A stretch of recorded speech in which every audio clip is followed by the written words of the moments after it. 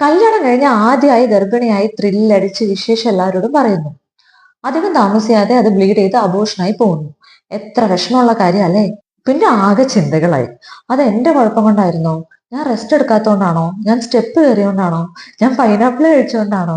ഇനി അടുത്ത പ്രഗ്നൻസി എങ്ങനെ ആവോ? അതിൽ കാല് പൊക്കി ഒറ്റ കിടപ്പ് കിടക്കേണ്ടി വരുമോ? ഇതൊക്കെ തോന്നാറില്ലേ? എന്നാൽ ഇതൊന്നും ശരിയല്ല കേട്ടോ. ആദ്യത്തെ പ്രഗ്നൻസി തുടക്കത്തിലെ അബോർട്ട് ആവുന്നത് മാനസിക വിഷമമാണെന്നല്ലാതെ സീരിയസ് ആയിട്ടുള്ള ഇഷ്യൂ അല്ല. 10ൽ ഒരാൾക്ക് ഇത് സംഭവിക്കാം. അതിന്റെ മെയിൻ കാരണം എന്താണോ? അകത്തുണ്ടായ ഭ്രൂണം ശരിയായില്ല. അണ്ടത്തിന്റെയോ ബീജത്തിന്റെയോ എന്തിന്റെയോ ക്വാളിറ്റി അങ്ങോട്ട് ഒത്തില്ല. അങ്ങനെയുള്ള ഭ്രൂണം വളർന്നിട്ട് എന്താ കാര്യം? ഒഴിവാക്കാനാണ് നാച്ചുറൽ ടെൻഡൻസി. അത്രയേ ഉള്ളൂ. അല്ലാതെ നിങ്ങൾ ഓടിയിട്ടോ ചാടിയിട്ടോ ഒന്നുമല്ല. ആ കപ്പിളിന് വേറെ ജനിതക പ്രശ്നങ്ങളൊന്നും ഇല്ലെങ്കിൽ ഇത് ഇനി ആവർത്തിക്കാൻ സാധ്യതയൊന്നുമില്ല. അതിനായിട്ട് ഇനി ഒരു ബെഡ് റെസ്റ്റും വേണ്ട. ഇനി അമ്മയുടെ എന്തെങ്കിലും പ്രോബ്ലംസ് കാരണം തുടക്കത്തിൽ അബോർഷൻ വരാവോ? വരാം. അമ്മയ്ക്ക് അൺകൺട്രോൾഡ് ആയിട്ടുള്ള ഹോർമോണൽ പ്രോബ്ലംസ് ലൈക്ക് ഷുഗറോ തൈറോയിഡോ മറ്റോ ഉണ്ടെങ്കിൽ.